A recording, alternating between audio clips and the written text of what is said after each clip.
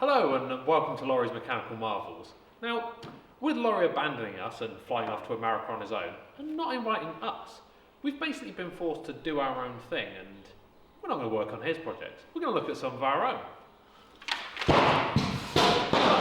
This is Jeffrey's Rotax car? No, it's a Rotax Max. Rotax Max, okay, that's where I'm getting it wrong. It does say it on the side though. So yeah, what is it? What does it do? So this is a senior Rotax Max. It's a 125 watt cooled, as you can tell from the nice radio there. It's a MSA class. I raced this back 8 years ago. Wow. This is a vintage car at this point, but they still race this class today. This is a touch and go, battery, button, and it goes, no pushing or anything. Now you say it's touch and go, but I bet you any money it's not going to start if I try it. I bet you can start it. So yeah, there's two buttons. There's the on button, and then there's the big go button. So you'll probably be in a bit of choke because it's a bit old. Gotcha. You say there's one button and yet I still can't start it. Yeah, you might. Do you want me to? Yeah, I think that would probably be better. So, as I said, this is a touch and go, so it's really easy just to touch and go. For now, it's going out. So we'll turn that on. Yeah, I think we should put a headphone user's beware on there beforehand. We should. This is a very loud machine. It is one of the quieter cars with a silencer on the back. Yeah. And is that an expansion chamber on there There as well? is an expansion chamber with a silencer. It probably needs a muffle change because it's, again, 7 years old. But it's only had like 1 or 2 races. I'm impressed it managed to just start like that. We have had it running a little bit today, but what did it really take to get it back on the road? So, last time I had this running, it was 7 years ago. But to get this running today, all we had to do was blow some old fuel through, which is the same fuel we had 7 years ago. Pull the choke a bit and give it a new battery. So this battery is a new battery, unfortunately. But other than that, it's the same as it was 7 years ago. And it's just as expensive as it was 7 years ago as well. Yes. If we wanted to buy all this again, it would run into more than anything else in this shed. It's kind of scary when you realise even the effectively the entry level of motorsports, just how much money it can cost. I mean, you were telling me earlier, we were talking about maybe the brakes need to refurb because they're not quite up to par, and they're like £300 to get a full set of brakes again. If I want a brand new set for the hydraulics and the pads and the calipers, it will be £300, £400. Absolutely mental. So what's it actually going to take to get it back on the track? So what we reckon is we can probably go now if we wanted to, but it'd probably be very dodgy. So what we probably need to do is have a clean of the carburetor, because that's bought gunk from 7 years ago. Fixing the brakes because these are running long. Probably new tyres just for... Yeah, probably the age of the rubber isn't going to be great. 7-year-old racing tyres are probably not great, but what we're going to do is go to a track and have a look at their discards, because their discards will be infinitely better than our old ones. So is that just tyres where people don't want them anymore and they just throw them all apart? If you may have noticed around the shed, there are piles of tyres here, mainly because we could not get rid of rubber. Yeah, so you've probably seen those in the background of a couple of videos, just the occasional cart bench knocking around, a seat down there, some steering arms. There's a little bit of everything, and it's kind of where you got your start in racing, wasn't it? Yeah, I started when I was about 8, and up until I was 21, so... Now you can work out how old I am now. I am afraid to get in this car and drive it at any kind of speed. I will get you in there. I cannot imagine an 8-year-old being put in control. They have slightly smaller ones, don't they? Yes, still. The 8-year-olds get a thing called a cadet. When I started as a Cobra cadets, S60s, so they were 60cc engines, basically like chainsaws. They had a maximum top speed of about 60, but we mostly hit 55. You say it's a 60cc engine. I mean, there's 50cc scooters out on the market, so you're still putting like... Oh, yeah. You're still, as a very small child, you're in control of an awful lot of power. If you ever get a chance, you should watch a cadet race. They are hilariously fast, and it looks super professional. They look like an F1 race, but they're all just online. But these things are... I've hit 85 in this thing, up a hill. That's scary. And what is this then? Is it about an 80cc engine or something? This is a 125. 125, gotcha. Yeah. It's direct drive, no gears, just straight through the axle. There's a live axle as well, so no differential on this. Well, steering comes from literally lifting that rear axle off as the you ground, can probably see, the steering angle is mostly based on how low these wheels hit down here.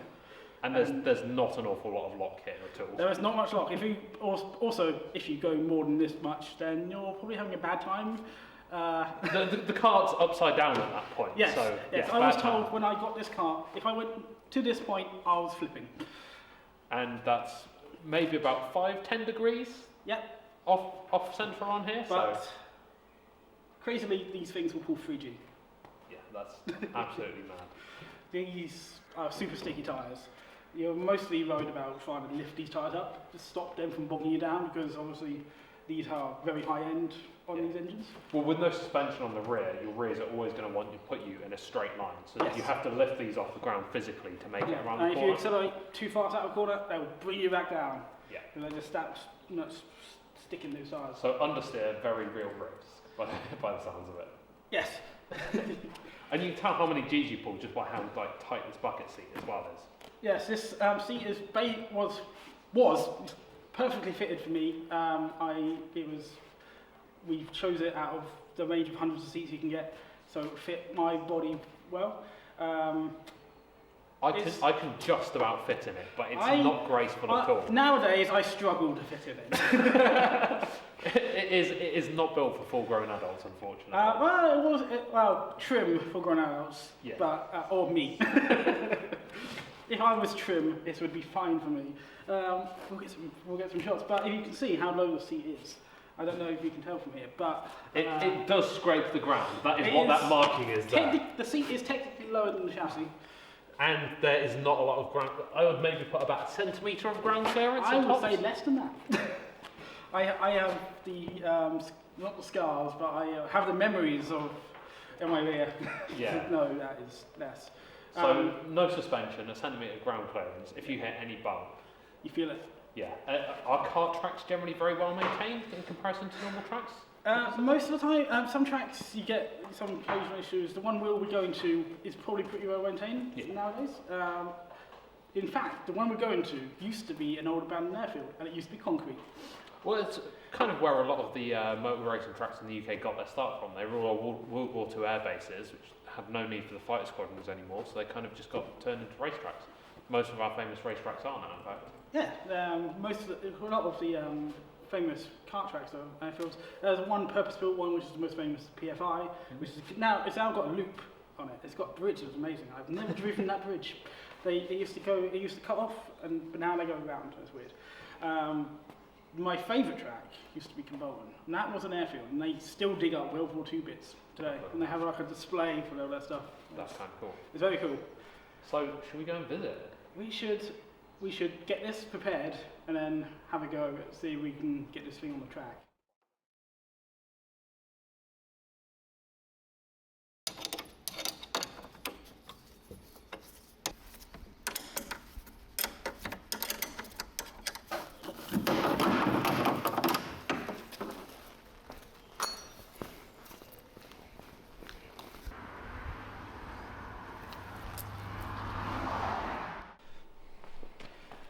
We just got back from getting these on our local kart track, so we'll try and get these on. What's this? Matt, did you?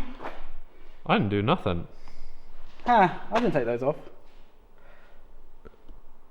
Thanks, Lawrie. Won't fix any of your vehicles, but we'll fix this thing. Yeah, I'm not doing anything. This is far more interesting now. Yeah, well, it's more fun. So we did actually go to the local kart track, and I got my first real taste of karting, and it's a lot scarier than I gave it credit for, I'll tell you that much.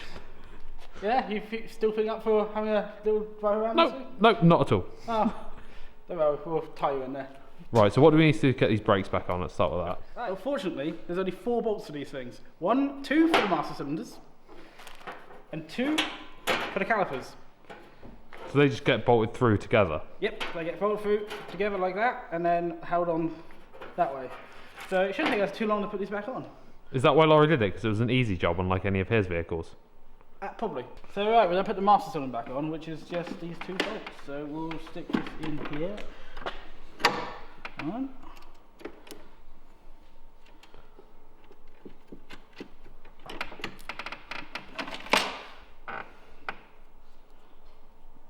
Do.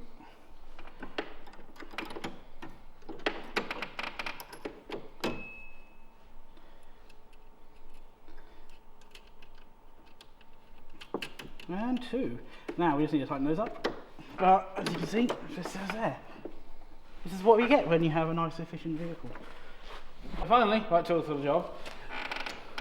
We just read these up.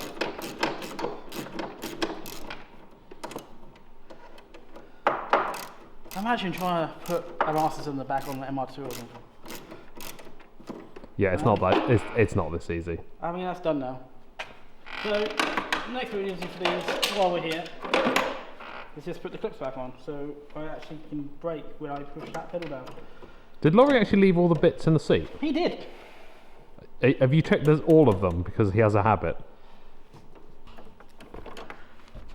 There you go, and they're done. Calipers.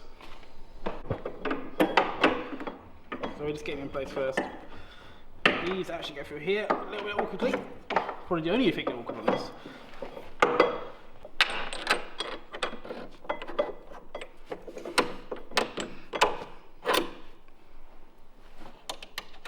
And locking nuts, because nothing says racing car than nylon tips nuts. Get the other one through.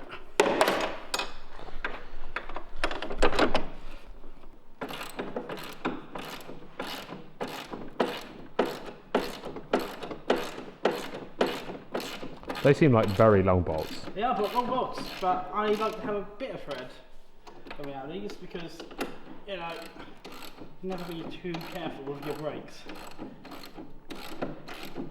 Yeah, it's the only bit you don't want to have fail when you're at the end of a 70 mile an hour straight. You can do without an engine or a chain or even a wheel, but not brakes. I have been at the end of a 70 mile an hour straight without a wheel and an engine, in fact, and a chain. And at the one point, brakes, yes, brakes. So basically you were missing about 25% of I the have cart. missed bits of carts at the end of the straights several times, and it's not been fun. Right. Right, should we give him a test? That is just one finger. Yeah, they're already a lot better than what They were before. Yeah, they're a lot short. They're much shorter throw, much better feel to them. Yeah, nice and safe now. Tyres it is. As it is. We'll also we won't show this, but we'll cable tie this down so it doesn't flap around. So next bit, we're going to change some tyres. So we need to take them off. Fortunately, these are literally 3 bolts each. I say that. These are 7-year-old nuts, so hopefully the studs will come out at the same time. Nope, it didn't. Cool, perfect.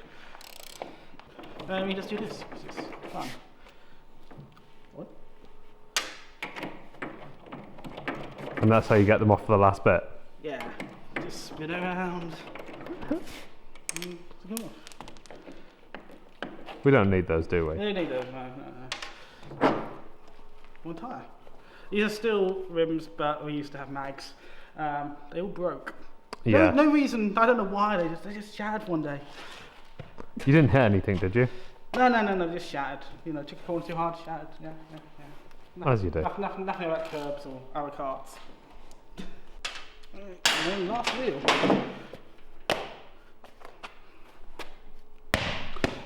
Still not very bouncy. Racing tyres do not bounce. That's a fact. The other side. You do the other side. Other side? Yeah, we want the non-valve side. Right, okay. So it's the valve side which is the difficult one Yep. with the stiff sideboard. Yeah. Because that will obviously be the outside where you want the stiff sideboard. There you go. Yeah, that's so much easier. I can actually do this one. No, just wiggle it so it hits a bit inside. Yeah. Yeah. Pull it around. Nope, can't do it. I said I could.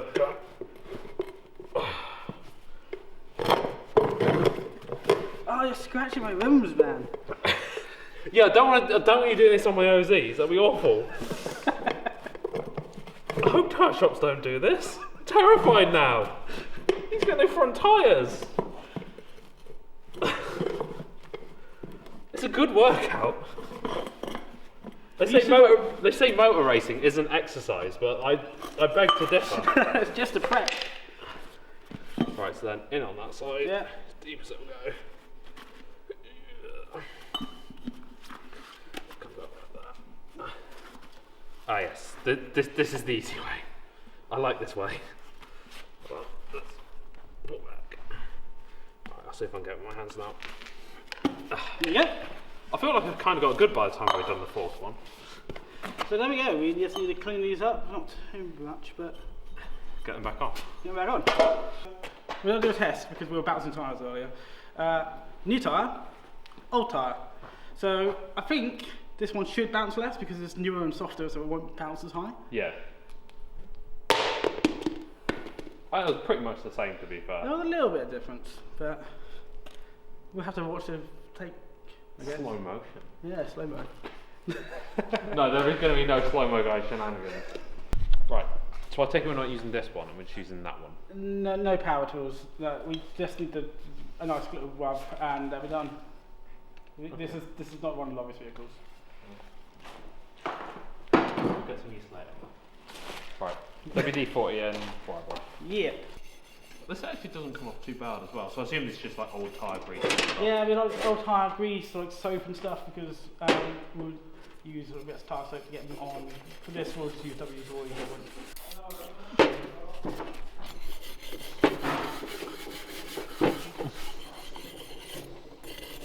So we've got some newish tyres. Well, So we need to set these up because obviously there's a way around these go, and they're slicks. right, okay. So we just have to look. There's a little arrow on these. You see? From what I saw before, the D2, when we looked on the cart, was on the inside of the cart, so assumedly they go around like that. Yes, you would have the arrow, so it's pointing forward when it's on that. Right, gotcha. So let's that. This is so far easier than when they.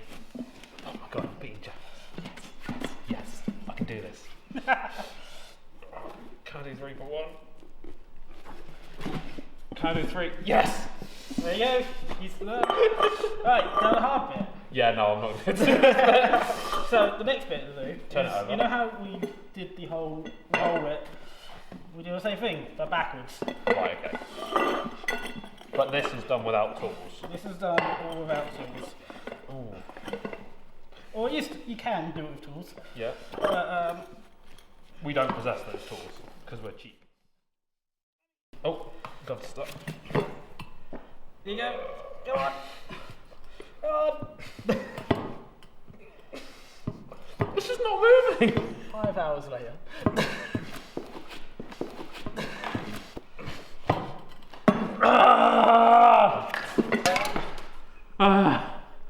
How did I do the first one easily? That is the mystery of tyres. Right, now what? Now what? We stick them back. Well, we blow them up. And they should rebind onto the beads now. We don't need to. Nothing fancy. We blow them up. So they pop. They go bang. No more physical labour? No. Okay. I can deal with that. So yeah, we don't normally use hammer. Oh, Oh, that already went. that was the pot we were looking for. That's a pop. So now we pump it up to 30 psi?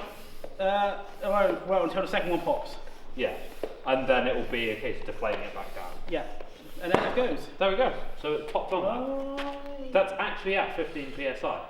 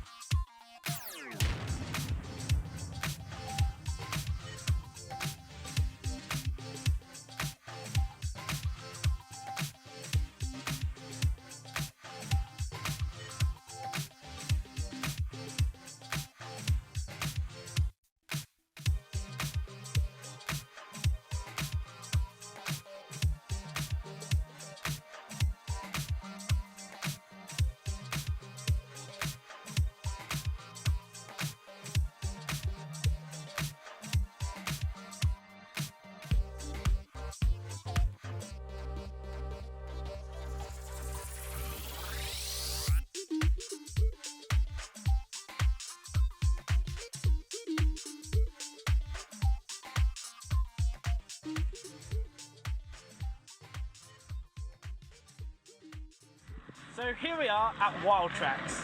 It's a lovely Sunday.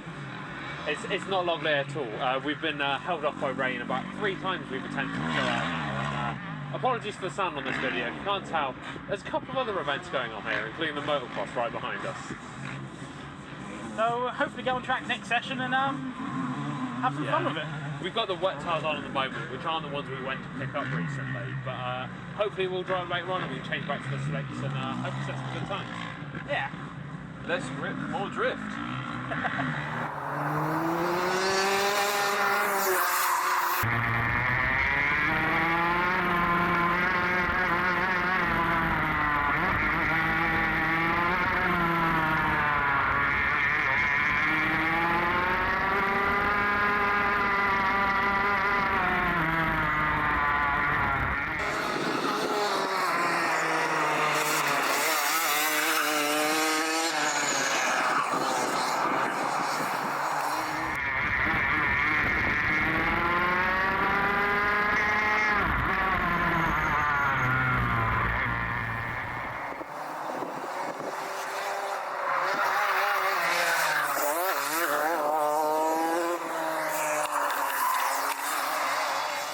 Right. So, you've both had goes. What did you think of it? It's really fast. Like 10 times faster. It feels 10 times faster than you do look at it. Like you look at it and you're like, oh yeah, it's just go karting.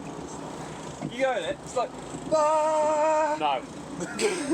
No, I didn't do that. I went, ah! Multiple times.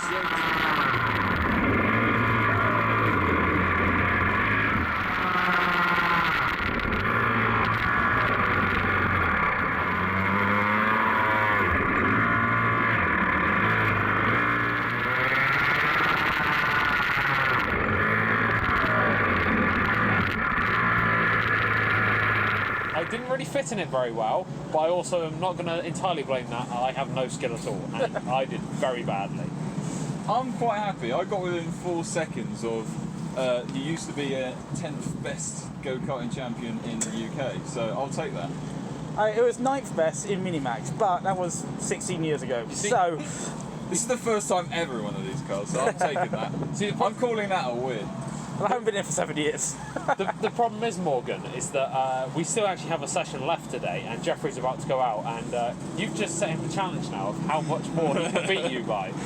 Yeah, it was crash more, wasn't it? It might be an issue, though. We do have some issues with the tyres, so that might make it tricky. Yeah, so today has not been a problem-free day, unfortunately. No.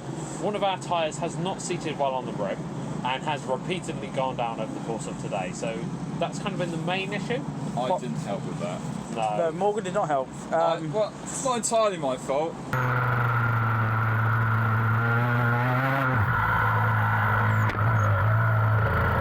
You did have a bit of a crash.